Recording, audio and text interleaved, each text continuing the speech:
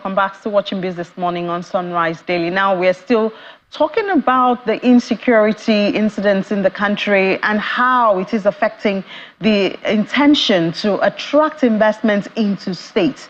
Well, to have this conversation is the Chief Executive Officer and Managing Director of APT Securities and Funds, Mr. Kasimu Kurfi. Walks into the studio, is here with us. Mr. Kurfi, good morning. Yeah, good morning. Thank you so much for your time. Yeah, so we've been hearing a whole lot of incidents, insecurity incidents, yes. Kidnapping in schools. We thought we were over that. Unfortunately, it's back. You know, and I mean, we've had some, I think, 3 major, not all of it, but the major ones that have a number of children being taken from schools. What does this do to the efforts? You deal a whole lot with states and investment into those states. What does it do to the sentiments of investors as state governors or governments try to attract them? Anytime there is a stroke of insecurity in a state, it demoralizes those who are there, and those who intend to come decided otherwise. If you remember recently that we had over 280 students were kidnapped in Kaduna. During the former governor, he bring Olam and other company that invested heavily in Kaduna. Today is a big challenge for any other company to think of coming to the Kaduna because it shows that it's not secured, despite the fact that the Division 1 of the Nigerian Army reside in Kaduna, which is the biggest division among all the other divisions. And also they have School of Police College there. So all the parameters of the insecurity are available there, but yet it's yet to be addressed. So it affects Kaduna and it affects those states that have this challenge.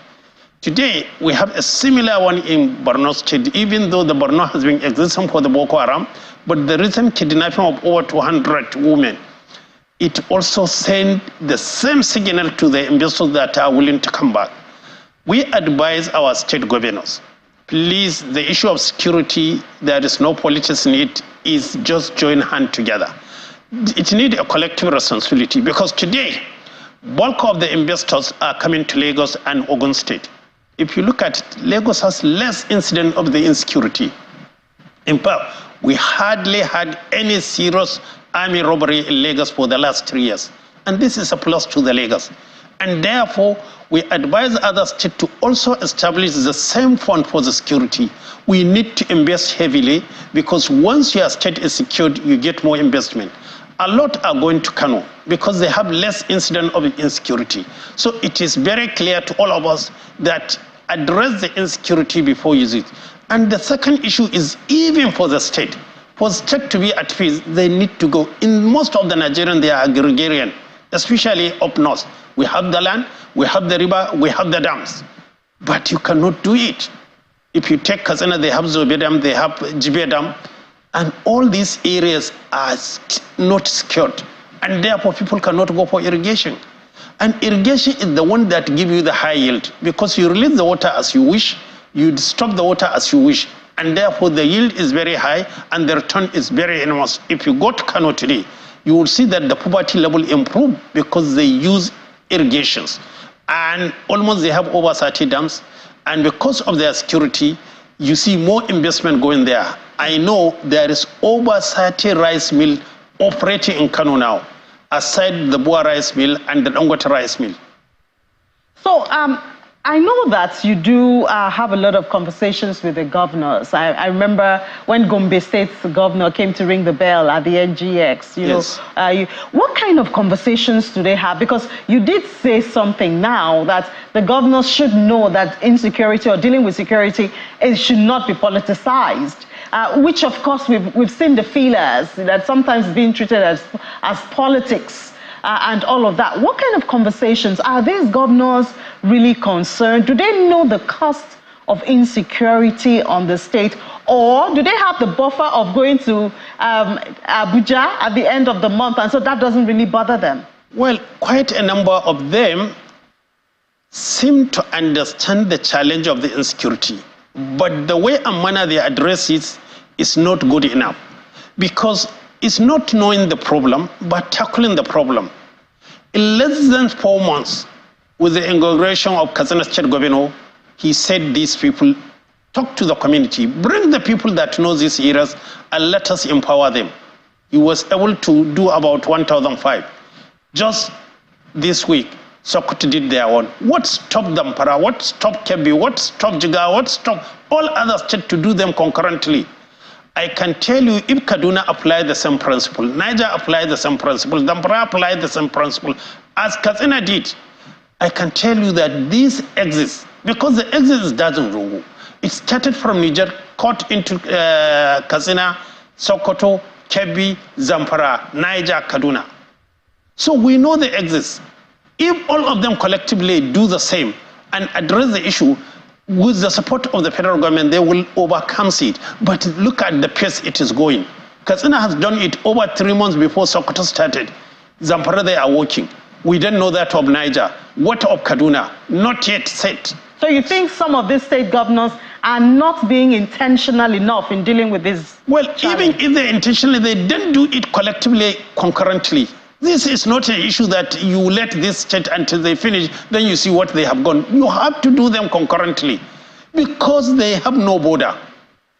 It's up to you, state governor, say that this is your border. As far as the criminal concern, it doesn't matter. He can move from Katsina to Zamfara to Katsina to Kaduna to Niger within a short period. And they can do it overnight. So what are you talking? So if you are saying Katsina is addressing it, Zamfara is addressing it, what of Kaduna, what of Niger? All of them, they have to be collectively doing the same. If they do this, they should know, they should be proactive. These points areas are known. The security challenge, the ringleaders are known. Their location are known. Go and attack them. Don't wait for proactive until they attack you, then you start pursuing them. You will never win a situation where you stay and wait until you attack. You have to attack. Mr. Kofi, you just said something that is implicating there, saying that the ringleaders are known, the people... They are known. So if the governors and the government know them, then why wait? The security have all this information. They are all known. It's not a hearsay. Look, go to the local community, they can tell you, these people are known. They did not come from any other state. Majority of them, they are within the state. And they are known, and their location are known. The only action is that we don't have enough forces. But what we are saying, if collectively, Katsina, Zamfara, Sokoto, Kebbi, Niger, Kaduna, concurrently employ between 20 to 30,000 that will support the security, get the military, get the police mobile, and attack this point, we will finish them. The Air Force will support them. But we are waiting until they attack, you now pursue. You are always being waiting for somebody to attack you before you react. Look at what happened to Kaduna. The same people attacked train, and their location are there.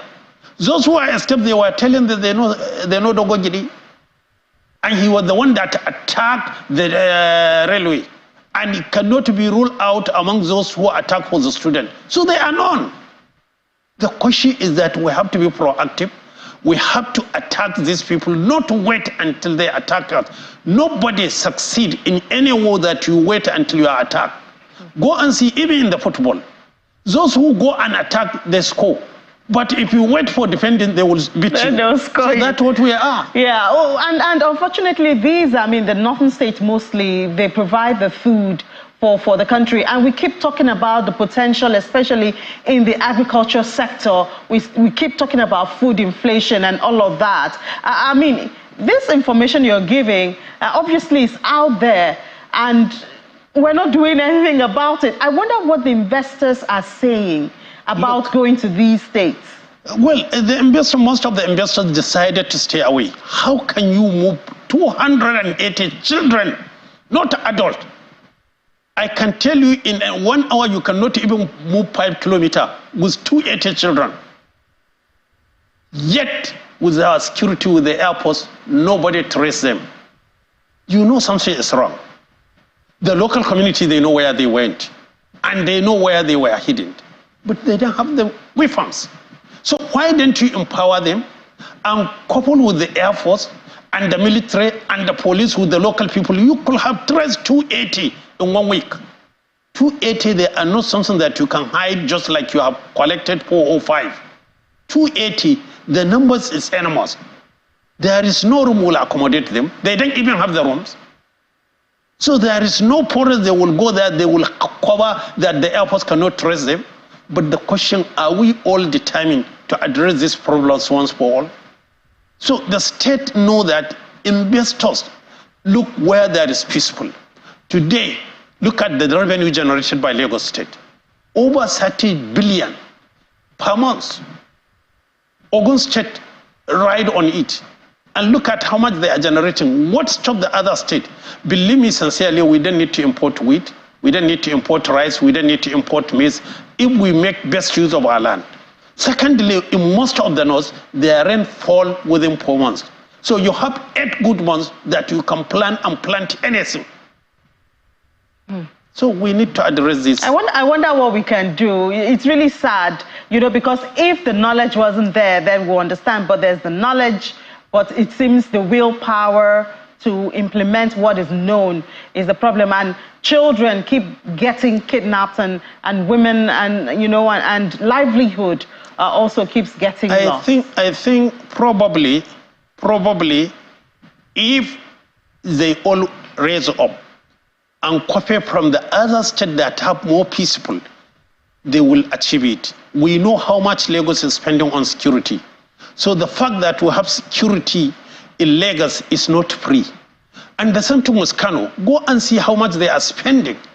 And therefore you have more security. Most of the people inflow into Kano because there is security. So the other states that have adjacent to the forest, especially the Dajarugu, they should all know that it's not all state. If you take Katsina, the eastern part of it is free. Daura Emirate is free. But when you look at the western side of it, which is adjacent to the Dajarugu, is the same thing with Zapara, the same thing with Sokoto, the same thing with Kebbi, the same thing with Niger. So we identify those areas.